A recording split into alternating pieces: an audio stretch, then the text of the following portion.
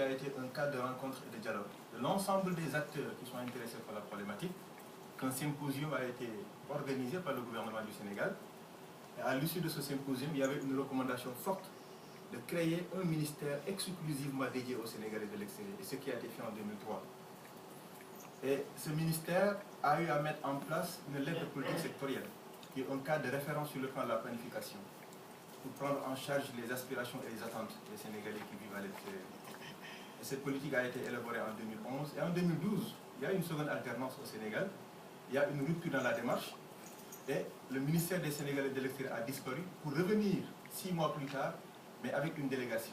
Il s'agissait du ministère délégué auprès du ministère des Affaires étrangères en charge des Sénégalais de l'extérieur. Et c'est en 2013 que ce ministère délégué maintenant a encore disparu pour donner naissance à la direction générale des Sénégalais de l'extérieur. Je vais m'y arrêter un petit instant parce qu'il s'agissait en fait de créer un haut commissariat des Sénégalais de l'extérieur.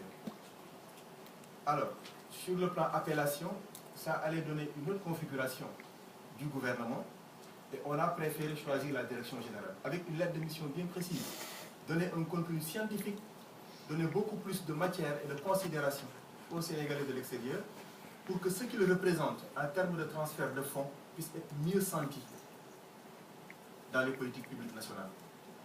Peut-être qu'à terme, au bout de l'échange, ou bien avec une évaluation à mi-parcours, le ministère va revenir, parce que c'est devenu une forte demande des Sénégalais de l'extérieur. Et la direction générale des Sénégalais de l'extérieur a 2 sous-directions. Il y a la direction de l'appui à l'investissement et au projet, et il y a la direction de l'assistance et de la promotion. Ça en dit long déjà sur les missions de la direction générale. Aujourd'hui, il s'agit pour nous de donner une vocation aux Sénégalais de l'extérieur. Il revient au gouvernement de les protéger. Il revient au gouvernement de les promouvoir. Il revient au gouvernement de les assister. Mais en termes, il faudrait que le Sénégalais de l'extérieur soit un acteur du développement. Qu'il ne subisse plus le développement, mais qu'il en soit un acteur à plein pouvoir. Et c'est pourquoi les 2 mamelles de cette direction générale, comme je l'ai dit déjà, en disent long sur la mission de la direction générale. Mais en plus de ces 2 directions, il y a également le Fonds d'appui à l'investissement des Sénégalais de l'extérieur, qui est un outil pour financer les projets des Sénégalais de l'extérieur. Je l'ai dit tout à l'heure, quand on donne une vocation, il faut également un dispositif d'encadrement.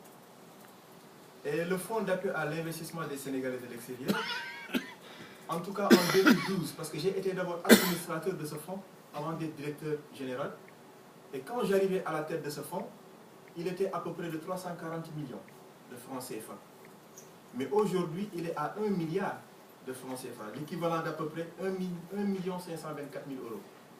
Ce n'est pas trop faramineux comme fonds, mais il s'agit de manière pédagogique d'indiquer la voie aux Sénégalais de l'extérieur, qu'ils comprennent qu'avec un niveau d'épargne assez conséquent dans leur pays d'accueil, ils peuvent solliciter ce fonds pour compléter leur volonté d'investissement, si épargne il y a, ou il n'y a pas épargne, mais il y a juste une volonté d'investir, mais la crise fait que vous n'arrivez plus à épargner, à investir. Donc le fonds est destiné à ça. Mais en plus, il y a un fonds qui est destiné aux femmes de la diaspora, qui est toujours serré par le fonds, le FAISE. Et ce fonds qui est destiné aux femmes de la diaspora est de 2 286 000 euros, à peu près. Et c'est illustratif, parce que depuis les années 2011-2012, nous nous sommes rendus compte que l'équivalent de 137 millions d'euros quitte le Sénégal pour les Sénégalais de l'extérieur. Ça veut dire quoi exactement? Que la crise dans les pays d'accueil fait que les transferts de fonds subissent un aller-retour. Donc les familles envoient de l'argent à leurs fils restés dans les pays d'accueil pour les aider, pour les assister. Et il est dit, et vous l'avez mentionné, qu'il n'y a pas une bonne politique migratoire qui ne puisse prendre en compte et les causes et les effets de la migration en même temps. Et très souvent, on n'agit que sur les causes de la migration en oubliant les effets, si ce n'est que dans ces aspects développement dans le pays de départ. Mais il est bon qu'on pense également à ces Sénégalais qui ont des difficultés dans les pays d'accueil. Et c'est pourquoi le fonds destiné aux femmes de la diaspora répond à cette préoccupation ponctuelle. Et ça nous permet également, dans l'approche que nous développons, d'agir autant sur les effets, mais aussi sur les causes. Mais aussi, il y a le bureau d'accueil, d'orientation et de suivi des Sénégalais de l'extérieur, qui a une vocation assez spéciale, parce qu'au-delà d'accueillir le Sénégalais qui rentre dans son pays de départ, de lui donner toutes les informations dont il a besoin, de l'orienter par rapport à son besoin immédiat ou à son besoin de retour réel, il prépare également à la migration. Parce que la migration, comme on l'a dit, c'est un fait de société. On ne peut pas arrêter la migration. L'Europe a migré vers les États-Unis pour devenir ce qu'elle est. L'Afrique va également migrer.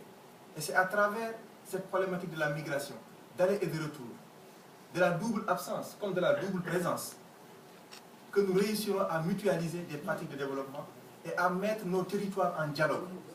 Et c'est là où nous gagnons à l'échange. Donc la migration, impérativement, il faut qu'il existe. Et dès lors qu'il faut qu'elle existe, il faut qu'il y ait également des mécanismes qui favorisent non plus de la migration clandestine, mais de la migration dans les normes normales, dans les conditions normales. Ça veut dire aujourd'hui qu'il s'agisse pour nous d'informer, d'accompagner, d'orienter avant qu'on ne migre. Parce qu'il est important de savoir les conditions dans lesquelles tu vas vivre si jamais tu arrives en France, parce que c'est la première fois que tu y vas, et je pense que c'est le devoir de l'État de le faire, pour un peu éviter des cloisonnements ou bien d'emprunter d'autres voies irrégulières qui à terme ne nous honorent pas du tout. Mais également dans le cadre institutionnel, il y a le Haut Conseil des Sénégalais de l'extérieur, qui a été déjà créé par décret, et qui se substitue au Conseil supérieur des Sénégalais de l'extérieur. Et à l'image de ce que l'Union africaine a décidé de faire, le Sénégal également a décidé de consacrer sa diaspora une région administrative. Et ce Haut Conseil sera le Parlement des Sénégalais de l'extérieur. Un cadre de dialogue, un cadre d'échange, un cadre de promotion des problèmes par eux-mêmes. Et nous serons là à appuyer, à aiguillonner pour qu'ensemble nous puissions porter cette problématique de la manière la plus positive possible. Et la direction générale, dans un triptyque assistance, promotion, encadrement, cherche à maximiser les efforts de la migration sur le développement économique et social au Sénégal. Assistance sociale et juridique, promotion économique, encadrement technique et optimisation, orientation et suivi. Aujourd'hui, dans un cadre, un exercice de planification qui va nous permettre d'avoir un plan d'orientation stratégique pour les 3 prochaines années, nous cherchons, nous, à faire de sorte que l'investissement productif soit de mise dans les remises de fonds. Ils sont estimés à l'équivalent à peu près 723 milliards de francs CFA annuellement. L'équivalent à peu près de 3 fois l'aide publique au développement.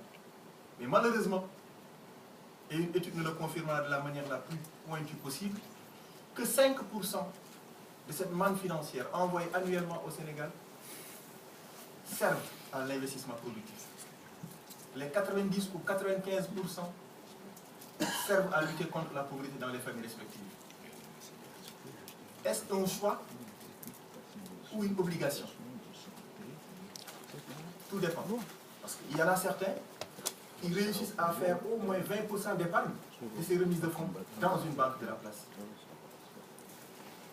Il est de notre devoir de créer les conditions incitatives à l'investissement pour permettre à cette manne financière d'être mieux utilisée et mieux optimisée.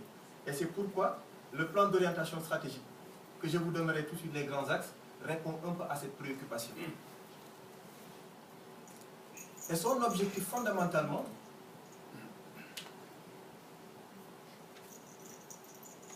est la promotion d'une approche de territorialisation de la migration en faveur du développement local. Nous tous ici dans la salle, étant des ressortissants des pays du Nord, autant pour moi des pays du Sud, nous sommes premièrement intéressés par notre village d'origine, le local. Et je suis de ceux qui pensent que migration et localisme doivent aller de pair. La capitale nous intéresse, oui, parce que nous voulons y avoir un appartement à mettre en location. Mais en vérité, l'hôpital de mon village natal, l'école de mon village natal, les infrastructures routières de mon village natal m'intéressent de prime abord. Il s'agit alors d'un développement localisé, mais en relation avec la migration. Et c'est l'objectif que nous poursuivons à travers cet exercice de planification. Et les principes directeurs, vite fait évoqués, s'agira un peu de mettre en évidence l'approfondissement, comme je l'ai dit tout à l'heure, entre migration et développement. La lutte contre la migration irrégulière, évidemment, avec une orientation stratégique de création de pôles de développement économique local, qui est un axe fondamental de l'acte 3 de la décentralisation en cours au Sénégal. Et l'articulation avec les politiques locales au Sénégal, que ce soit un PLD, que ce soit un PIL, que ce soit un PIC. Mais l'objectif, c'est de jouer dans la stratégie de mobilisation des compétences spécifiques dont les locales ont besoin pour se développer.